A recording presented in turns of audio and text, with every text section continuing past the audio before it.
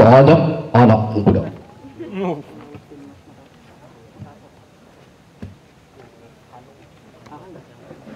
Kita adalah angkatan gagap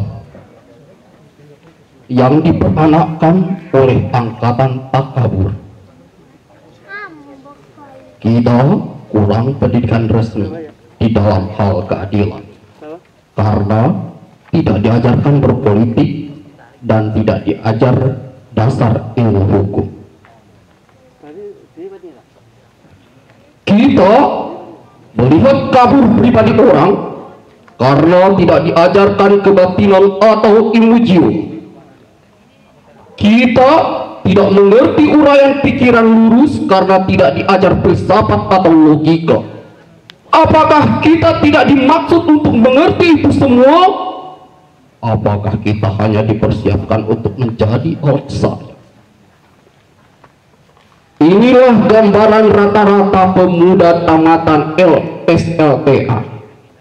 Pemuda menjelang dewasa.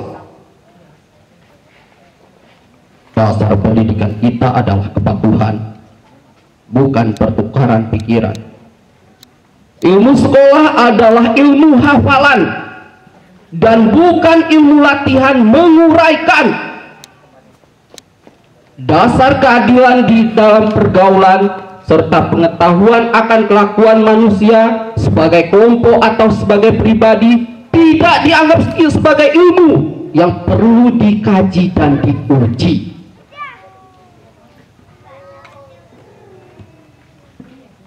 Kenyataan di dunia menjadi remang-remang. Gejala-gejala yang muncul lalu lalang tidak bisa kita hubung-hubungkan. Kita marah pada diri sendiri. Kita sebal terhadap masa depan. Lalu akhirnya menikmati masa bodoh dan santai. Di dalam kegagapan kita hanya bisa membeli dan memakai tanpa bisa menciptakan. Kita tidak bisa memimpin, tapi hanya bisa berkuasa. Persis seperti bapak-bapak kita. Pendidikan di negeri ini berkiblat ke barat. Di sana anak-anak memang disiapkan untuk menjadi alat dari industri. Dan industri mereka berjalan tanpa berhenti. Tetapi kita dipersiapkan menjadi alat apa? Kita hanya menjadi alat birokrasi. Dan birokrasi menjadi berlebihan tanpa kegunaan, menjadi benalu di lahan. Gelap, pandanganku gelap.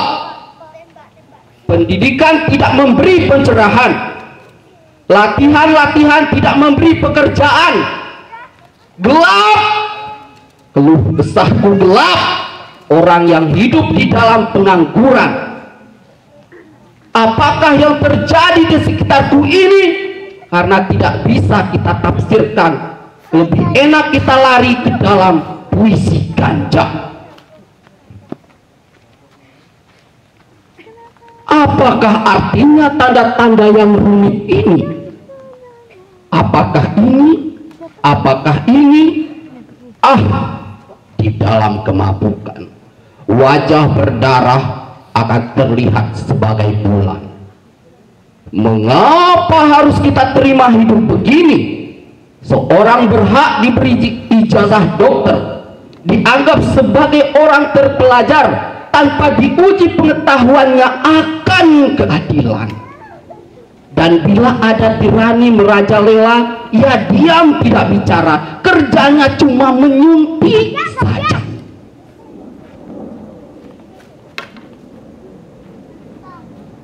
Bagaimana?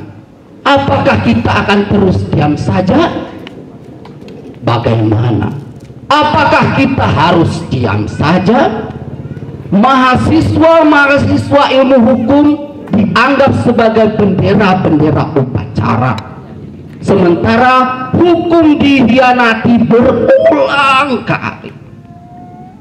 Mahasiswa-mahasiswa ilmu ekonomi dianggap bunga plastik, sementara ada kebangkrutan dan banyak korupsi.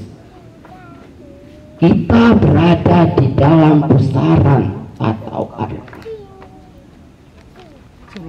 yang ajaib dan tidak terbaca. Kita berada di dalam penjara kabut yang memabukkan.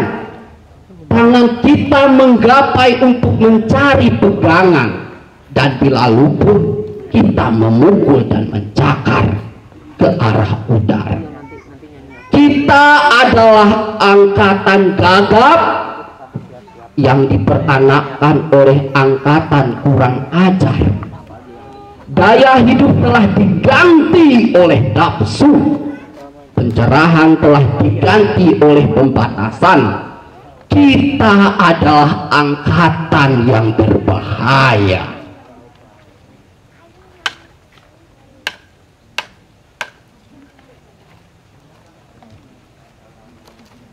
Ini visi yang terakhir ya.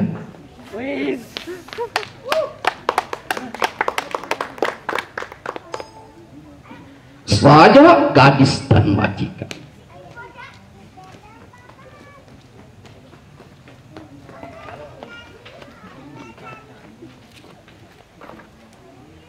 Janganlah Tuhan seenaknya memelukku. Kemana arahnya sudah cukup aku tahu. Aku bukan ahli ilmu menduga, tetapi jelas ku tahu pelukan ini apa artinya. Sialah pendidikan yang kuterima. Diajar aku berhitung, mengetik, bahasa asing, kerapian, dan tata cara, tetapi lupa diajarkan bila dipeluk majikan dari belakang, lalu sikapku bagaimana. Janganlah Tuhan seenaknya memelukku, sedangkan pacarku tak berani selangsung itu. Apakah tujuan Tuhan? Sudah cukup aku tahu. Ketika Tuhan siku teteku, sudah ku tahu apa artinya. Mereka ajarkan aku membenci dosa, tetapi lupa mereka ajarkan bagaimana mencari kerja. Mereka ajarkan aku gaya hidup yang peralatannya tidak berasal dari lingkunganku. Diajarkan aku membutuhkan peralatan yang menghasilkan majikan, dan dikuasai para majikan alat-alat rias yang dihasilkan majikan, mesin pendingin, vitamin sintetis, segala macam soda dan ijazah sekolah. Pendidikan membuat terikat pada dasar mereka, pada modal mereka. Dan kini setelah aku dewasa, kemana lagi aku akan lari bila tidak ke dunia majikan? Janganlah Tuhan seenaknya memelukku. Aku bukan cendekiawan, tetapi aku cukup tahu semua kerja di mejaku akan di sana arahnya. Jangan Tuhan, jangan seenaknya memelukku. Uang yang Tuhan selipkan di bahuku adalah ijazah pendidikanku. Begitulah, dengan yakin Tuhan memelukku, perut Tuhan yang buncit menekan perutku, mulut Tuhan yang buruk mencium mulutku. Sebagai suatu kewajaran, semuanya Tuhan lakukan. Seluruh anggota masyarakat membantu Tuhan. Mereka pegang kedua kakiku, mereka tarik pahaku mengangkang, sementara Tuhan naik di atas tubuhku. Itu puisi Rendra di Jogja tanggal 10 Juli 1975. Terima kasih. Itu bacaan puisi dari saya. Selamat malam. Assalamualaikum warahmatullahi wabarakatuh.